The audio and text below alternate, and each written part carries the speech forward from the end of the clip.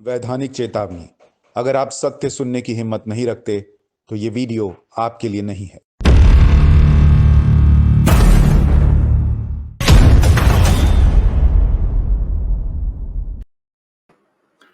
नमस्कार, बहुत स्वागत आप सभी का। मैं हूं सुशांत सिन्हा। आज के इस वीडियो में बात कि नुपुर शर्मा वाला जो पूरा मामला हुआ वो देश में कुछ अद्भुत कर रहा है। कुछ कुछ ऐसी चीज हो रही है उसके बाद से जो कि लग रहा है कि शायद अगर ये घटना नहीं हुई होती तो होती भी या नहीं होती। और देश के लिहाज से और खासकर देश के हिंदुओं के लिहाज से बड़ी इंपॉर्टेंट है। मैं आज आपको बताऊंगा कि क्या है वो घटना, वो जो वीडियोज आ रहे हैं वो क्या हो रहे हैं और कैसे मैंने जो जिस चीज के लिए आगाह किया था वो होने लगा है। जो खतरा मैंने बताया था वो भी दिखने लगा है, साथ में जो अलग अलग हो रहा है उसके अलावा ये कह रहा हूं वो भी आज इस वीडियो में आपको बताऊंगा। लेकिन इस वीडियो में पहले, चूंकि आप सब मेरे परिवार हैं, तो आपके साथ एक खुशी बांट रहा हूं कि मुझे पत्रकारिता में और समाज में अपने योगदान के लिए राष्ट्रपति जी रामनाथ कोविंद जी के हाथों एक सम्मान मिला और उस सम्मान को मैं आप सबको समर्पित करता हूं। जैसे अपने परिवार को करता हूं वैसे आपको करता हूं, क्योंकि आप सबका योगदान है इसके पीछे। आप जिस तरीके से मेरे साथ जुड़े रहते हैं, तो उसकी एक तस्वीर दिखाता हूं। खास लम्हा था देश के राष्ट्रपति के हाथों सम्मान मिलना, तो जरा वो देखिए, फिर आगे आज के वीडियो पर आऊंगा। नव भारत पर न्यूज की पाठशाला अलग अलग मुद्दों पर देश को जागरूक करने का, तमाम मुद्दों को गहराई से समझाने का काम करते हैं अपने टेलीविजन शो के जरिए। अग्रगेश जी, स्वागत है आपका। तो ये वो खास लम्हा था और आप सबका बहुत शुक्रिया मेरे साथ बने रहने के लिए और इतना सपोर्ट करने के लिए, इतना प्यार देने के लिए। अब मैं आता हूं आज के विषय पर कि नुपुर शर्मा के मामले के बाद देश में क्या हो रहा है। सबसे पहले जल्दी से आपको दिखा देता हूं कि प्रधानमंत्री नरेंद्र मोदी ने भी, अब मां काली का जो अपमान हुआ था, उन्होंने किसी को पॉलिटिकली जाकर नाम लेकर तो कुछ नहीं कहा, लेकिन उन्होंने कहा कि ये देश जो है ना, वो मां काली के आशीर्वाद से आगे बढ़ रहा है। और ये बहुत बड़ी बात है कि देश के प्रधानमंत्री का ये कहना। उन्होंने याद भी दिलाया कि Swami Ramakrishna Paramhans was one such saint who had a vision of मां काली, who had surrendered his whole being at the feet of मां काली. He used to say, this whole world, everything is pervaded by the consciousness of the goddess. This consciousness is visible in the Kali Puja of Bengal. The consciousness is visible in the faith of Bengal and the country. मतलब नरेंद्र मोदी जी ने कोशिश की है कि जो लोग मां काली का अपमान कर रहे हैं, उनको नीचा करके दिखाने की कोशिश कर रहे हैं, उनको यह संदेश दिया जाए कि ये है नहीं, ये चलेगा नहीं, क्योंकि मां काली के आशीर्वाद से ये देश बढ़ रहा है। खैर, अब मैं आता हूं कि कैसे देश के अलग अलग हिस्सों से जो तस्वीरें आ रही हैं, कि आप देखिए, जो मैंने आगाह किया था कि ये जो लोग घूमते हैं ये कहते हुए कि सरतन से जुदा कर देंगे, सरतन से जुदा कर देंगे, अगर ये डर बैठ गया लोगों के मन में के अंदर कि भाई कौन सरतन से जुदा कर देगा पता नहीं, और उन्होंने विरोध के तौर पर बहिष्कार करना शुरू कर दिया, तब आप क्या करेंगे? और उसी बहिष्कार की खबरें जो हैं वो अब आने लगी हैं अजमेर शरीफ से, जहां पर आप देखिए जो दुकानदार हैं उनकी हालत खस्ता हो गई है। All shops and vendors are sitting idle. It is these statements that have triggered this. A loss of at least rupees 50 crore is estimated to be witnessed. Forget about private vehicles, even buses are coming here empty. यानी जो स्थानीय लोग हैं वो अजमेर में बता रहे हैं कि लोग आ नहीं रहे अब अजमेर में। लगाओ और सरतन से जुदा किनारे, जिस जगह पर हिंदू जो है वो जाकर चादर चढ़ा रहा था, वहां से अगर ऐसी बातें होंगी कि सर तन से जुदा हो जाएगा, तो यही होगा। लोगों के मन में डर बैठ गया, नहीं जा रहे हैं। कई लोग बहिष्कार करने के नाम पर नहीं जा रहे होंगे। अब जो दुकानदार हैं, उन मौलानाओं की, उन खादिमों की क्या स्थिति है मुझे नहीं पता, जो अपना घर कह रहे थे कि दे देंगे। अरे भैया, घर बार सब लूटने पे आ गया, नहीं चल रही दुकानें। आप देखिए और लोग क्या बता रहे हैं। होटल वाला कह रहा है, we have a hotel, our sales were good for the past year, but since statements and issues in Udaipur cropped up, it's led to a complete loss of sales. All our rooms are currently vacant. सारे room hotel में खाली पड़े हैं। जो पहले book किए गए थे वो कैंसिल करा दिया है लोगों ने। लोग अब वहां आ नहीं रहे हैं, रुक नहीं रहे हैं। ये भाई साहब जो हैं शादाब सिद्दीकी, इनकी मिठाई की दुकान चलती है सोहन हलवा के नाम से, कह रहे हैं 90% बिजनेस जो है वो ठप पड़ गया। 90% मिठाई वाले का कहना है कि बिजनेस ठप पड़ गया। यही बात मैं कह रहा था कि सरतन से जुदा, सरतन से जुदा, कितनों का सरतन से जुदा कीजिएगा? अगर लोग बहिष्कार पर आ गए, लोग जो है इस तरीके से करने लगे, तो दिक्कत होगी मुस्लिम कम्युनिटी के लिए ना भाई, और हिंदुओं के लिए भी होगी। अब वहां हिंदू नहीं जा रहा तो हिंदुओं की भी तो दुकानें वो भी प्रभावित हो रही हैं, मुसलमान की भी हो रही हैं। अब कर लीजिए, जब घर नहीं चलेगा तो क्या कीजिएगा? सरतन से जुदा कीजिएगा। ये चीज लोगों को समझ में नहीं आती है। और दूसरी बड़ी चीज क्या हुई है, आप देखिए कि कैसे हिंदू एकत्रित हो रहा है इस देश में। हिंदू हिंदू के लिए खड़ा हो जाए, यही बहुत बड़ी बात है जो मैं हमेशा कहता था। आप देखिए, आपको बहुत सारे न्यूज चैनल्स ने उतना तरीके से कवर नहीं किया कि कैसे कल एक संकल्प मार्च निकला दिल्ली में। आप उस भीड़ को देखिए कि कितनी बड़ी संख्या में लोग निकले। ना एक पत्थर चला, ना एक पेट्रोल बम चला, ना एक हिंसक नारा लगा, कुछ नहीं। हनुमान चालीसा का पाठ हुआ अंत में, लेकिन उसके पहले जो हुआ वो आप लोगों को देखना चाहिए कि किस तरीके से हिंदू एकत्रित हो रहा है। बहुत ही जबरदस्त तस्वीर है।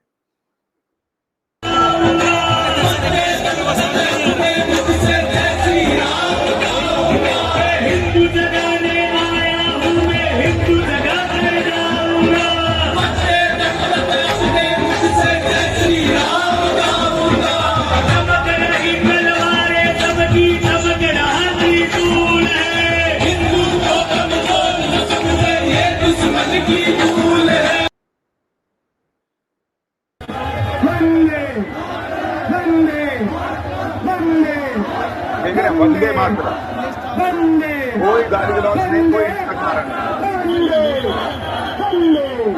अब जरा आपको ड्रोन शॉट दिखाता हूं, जरा देखिए कितने बड़ी संख्या में लोग बाहर आए थे। इस ड्रोन शॉट को अगर आप देखेंगे,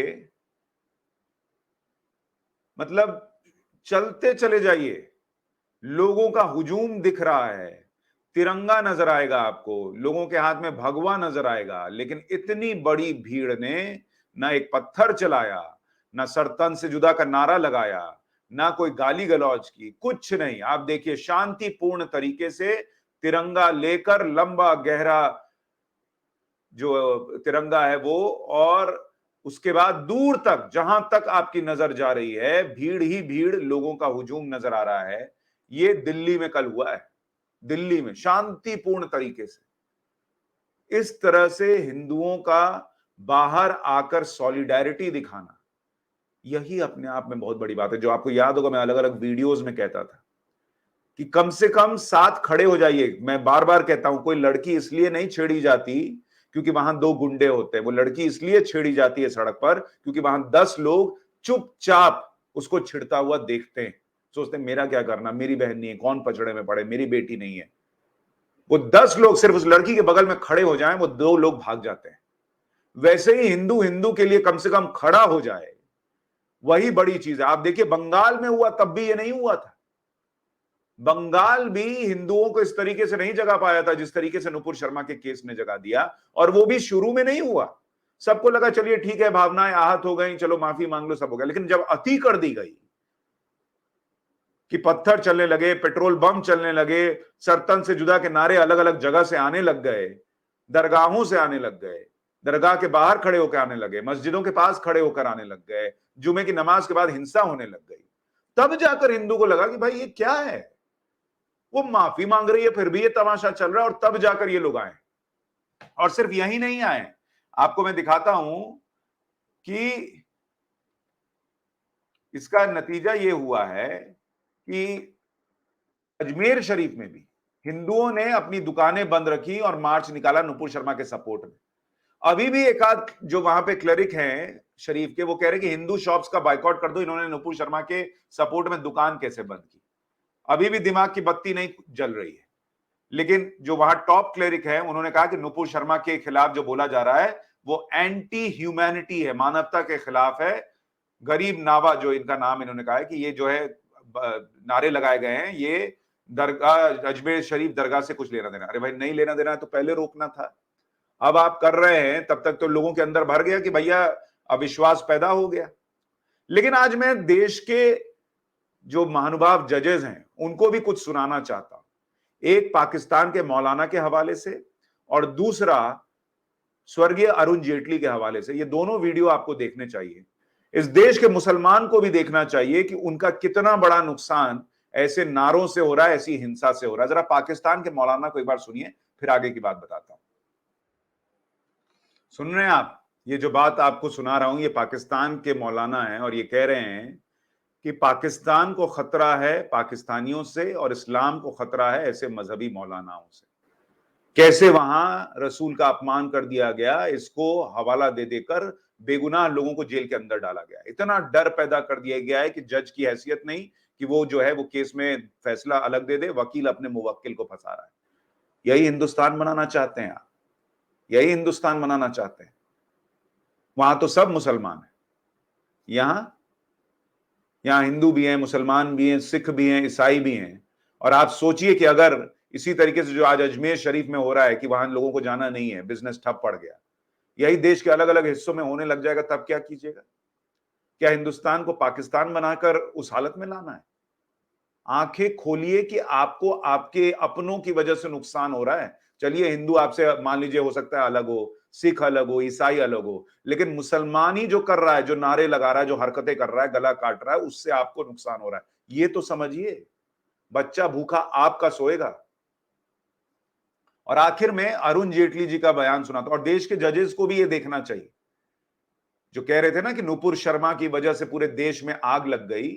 उनको ये देखना चाहिए कि कैसे पाकिस्तान में भी हो रहा है। वहां कोई नुपुर शर्मा नहीं है। आजादी के पहले भी हो रहा था, वो मैंने दिखाया, वहां भी कोई नुपुर शर्मा नहीं थी। और आखिर में देश के महानुभाव जजेस के लिए अरुण जेटली जी का एक पुराना स्टेटमेंट संसद में दिया हुआ सुना रहा हूं कि कैसे अपने दायरे में जुडिशियरी को भी रहना चाहिए। सबके लिए एक दायरा मुकर्रर है और उसमें रहने पर ही संस्थाएं चल पाती हैं। जेटली जी का ये पुराना बयान सुनिए। Can't tell the government. There was an incident in the past where courts told our security agencies when a terrorist group was holed up in Kashmir of how many calories are to be fed to the terrorists, because they have a right under Article 21 carrying a gun in their own hands. How Maoism is to be fought or insurgency in Northeast is to be formed, we've gone through this debate in this house. That's a domain of the government. The government has to decide the policy. The courts can't decide that policy. What should be the land acquisition policy? The government is seriously contemplating a new Land Acquisition Act. What should be the quantum of relief and rehabilitation? And therefore, these are all areas. I recently came across a fact: a Pakistani prisoner should be released. Now, there may be some space for compassion in any civilized society, but whether the government of India wants to release the Pakistani prisoner or he wants to exchange it for another Indian prisoner in Pakistan is a matter of the foreign policy or the security policy of the government of India. We have not handed over the management of India's foreign policy to the Supreme Court of India. And therefore, how the Pakistani prisoner is to be treated, whether he released or otherwise, is entirely in the domain of the government of India. Now, these are all examples of recent past that I am mentioning, where the space of separation of powers, the line itself gets obliterated. And the encroachment in most cases is neither coming from the legislature nor the executive. And therefore, we need a serious introspection. And I therefore said we need both a judicial vision, a legislative statesmanship, and vice versa in this country, so that the correct balance on the separation of powers can itself be maintained. Arun Jaitley ji बोलकर गए कि कैसे कई बार न्यायपालिका जो है वो विधायिका के कामों में ऐसा लगता है कि दखल दे रही है या वो कर रही है जो विधायिका को करना चाहिए। हर किसी का अपना काम है। और नुपुर शर्मा केस के बाद जिस तरीके से शांतिपूर्ण ढंग से हिंदू एकजुट हो रहा है, हिंदू खड़ा हो रहा है, जाग रहा है कि कम से कम गलत के खिलाफ तो बोलें। सेक्युलरिज्म गलत के खिलाफ बोलने से नहीं रोकता। जिस तरीके से जुडिशरी को लेकर चर्चा हो रही है कि भाई जजेस को चुन रहे हैं, ये जो आरोप लगता है ये कब तक होगा? कब तक ऐसी चीजें होंगी जिसमें जुडिशियरी भी सवालों के घेरे में रहेगी, उस पर भी चर्चा हो रही है और ये चीजें पहले नहीं हुई थी। उम्मीद है देश को एकजुट रखने में जितना हिंदू सोच रहे हैं उतना ही मुसलमान भी सोचेंगे, और मुसलमान के लिए कितना नुकसान कर रहे हैं ये भी समझेंगे, क्योंकि अल्टीमेटली नुकसान देश का होता है।